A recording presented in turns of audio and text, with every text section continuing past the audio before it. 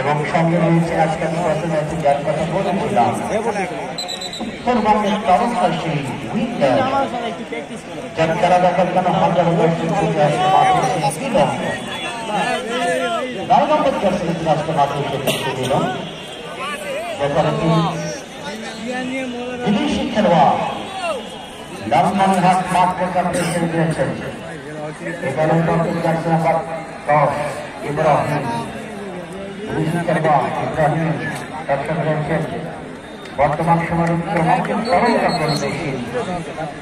তিনি অনেক অনেক পুরোনাইকে অনেক নাচে তিনি কলকাতা হিসেবে অনেক অর্জন করছেন সেই রাঙ্গার জার্সি নাম্বার 11 প্রকৃত তালিকা রয়েছেন যারা Shahid jersey number 14 Sourav jersey number 13 Rabiul jersey number 1 এই টিমের ম্যানেজার যারা এবং কোচ হিসেবে দায়িত্ব পালন করছেন যারা হাসান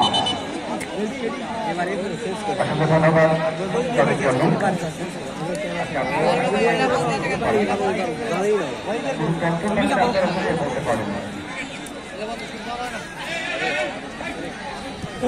এতগুলা উঠেছে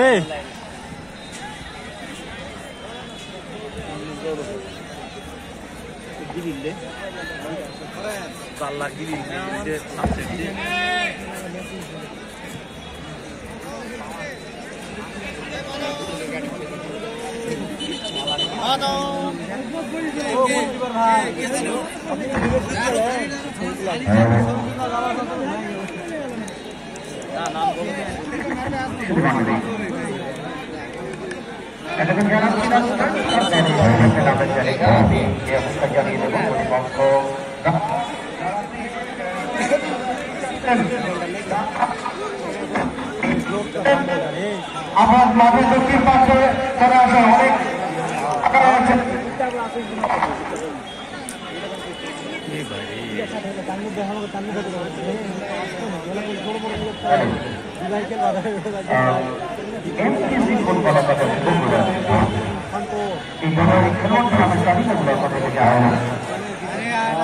যারা চেয়ারের জন্য টিকিট কাটছেন মাঠের দক্ষিণ প্রান্তে চলে আসেন অনেক চেয়ার ফাঁকা রয়েছে যারা চেয়ারের জন্য টিকিট কাটছেন মাঠের দক্ষিণ প্রান্তে চলে আসেন অনেক চেয়ার ফাঁকা রয়েছে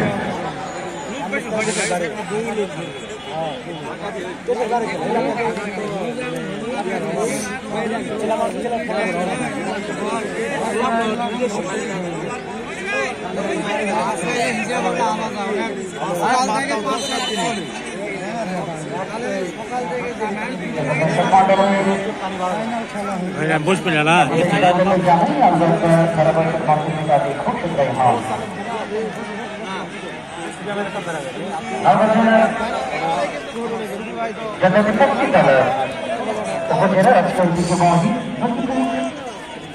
একেবারে পৌর ভবন সংলগ্ন স্বাগত জানাই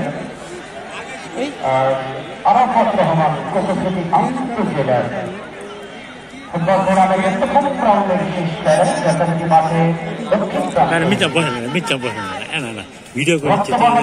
জার্সি অবদান করছে যথারীতি এমপিসি ফুটবল একাদশ কপুরবাগ অপরপক্ষে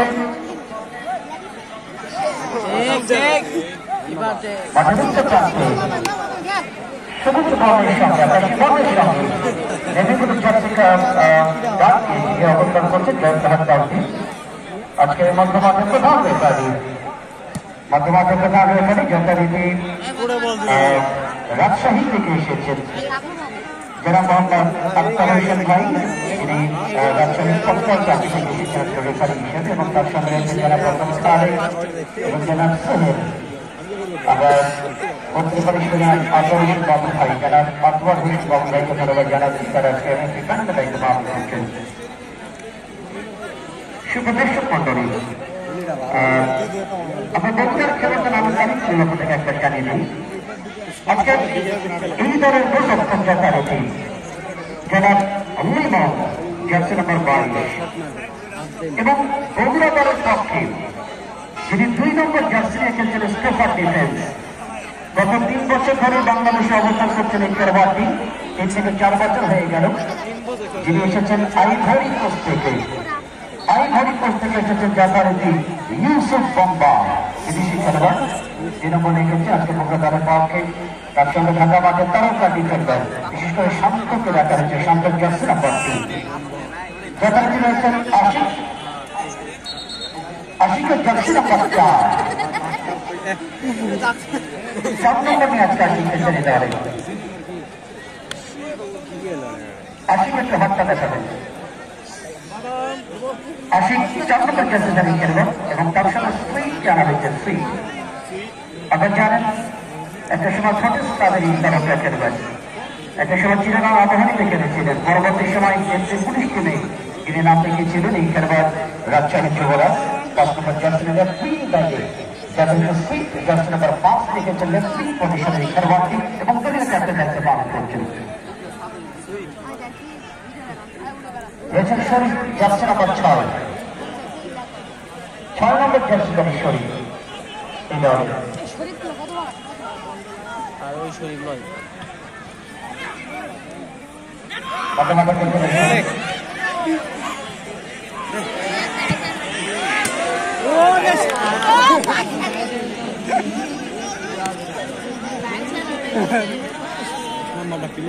বিদেশি খেলোয়াড়ের দলে আরো একজন আছে।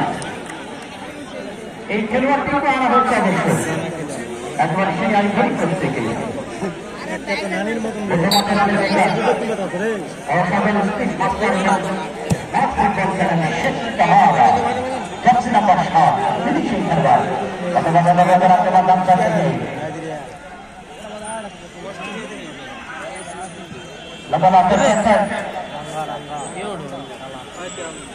সপ্তমের জার্সি শিক্ষা মারা তাদেরকে আনা হয়েছে জার্সি নাম্বার 8 নম্বর। আজকে 17 নম্বর নিয়ে যিনি খেলছেন বগুড়ার পক্ষে, এই খেলোয়াড়টিকে আনা হয়েছে কুষ্টিয়া জেলা থেকে। কুষ্টিয়া জেলার মিরপুর উপজেলার ঢাকা মাঠের একজন তুখোর খেলোয়াড় এবং বড় মেশিন কিন্তু তাকে বলা যায় হিসাবে আজকের এই রূপ। 17 নম্বর জার্সির কুষ্টিয়ার মিরপুর থেকে এসেছেন।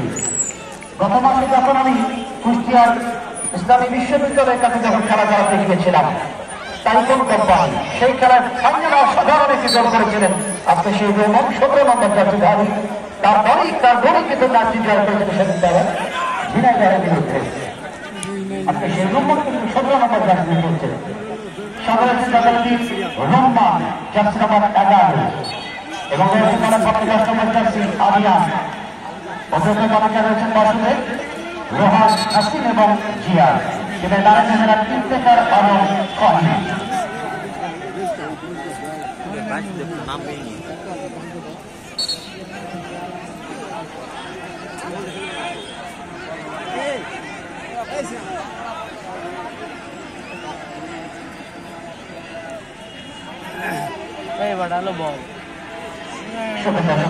বলটা পাতলা, ওটা বল পাতলা ভাসি, এটাও তো পাতলা। আমরা ধন্যবাদ জানাই প্রতিষ্ঠানকে, বিশেষ করে মাসুদ ট্রেনিং কর্পোরেশন।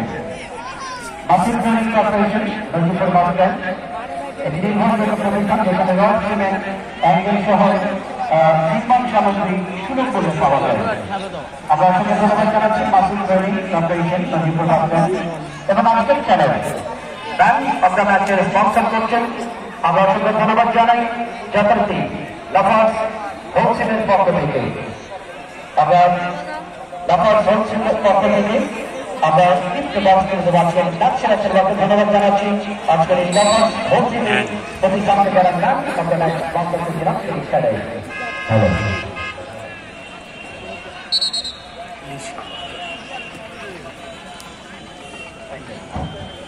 যে সমস্ত ভাইরা উত্তর পার্শ্বে পশ্চিম কমারে দাঁড়িয়ে আছেন, দয়া করে আপনারা মাঠের স্টেজের পশ্চিম পার্শ্বে, স্টেজের পশ্চিম পাশে আপনার স্টেজ ফাঁকা আছে এবং মাঠের মাঠের পূর্ব পাশে ফাঁকা আছে। যে সমস্ত ভলেন্টিয়ার আছেন মাঠে ডাইরেক্ট ক্রিকেট খেলতে যারা পায় না তাদেরকে আপনার সহযোগিতা করে মাঠের স্টেজের হলো দক্ষিণ পাশে সে ফাঁকা আছে এবং পৌরসভা লিগের সামনে যে ফাঁকা আছে।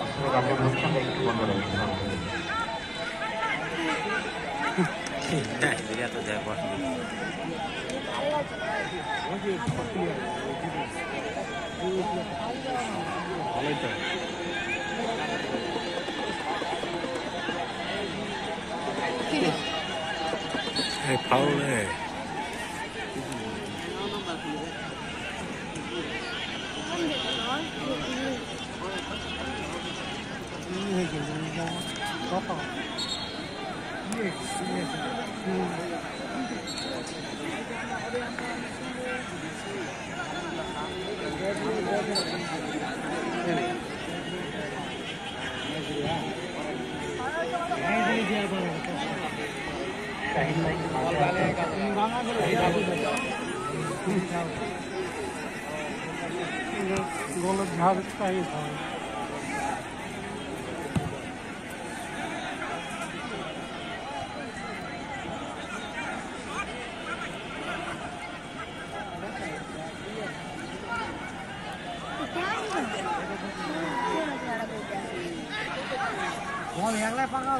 হ্যাঁ কাট দিল বল কাট দিলে বল যাবে লাস্ট বল বল পাকা যাবে না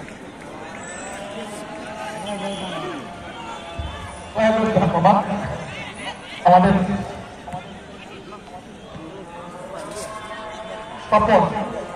সম্পূর্ণভাবে আমি অনুরোধ করব এক গ্লাস পানি স্টেজে দয়া করে দিয়ে যাও, আমাদের এখানে পানি লাগবে।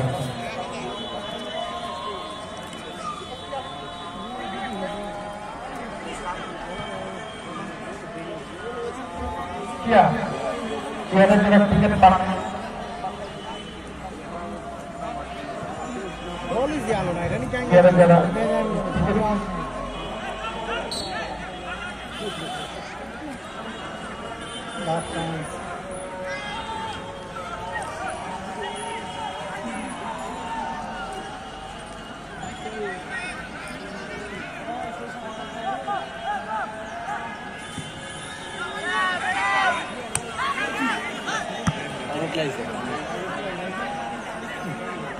দেখে তুলে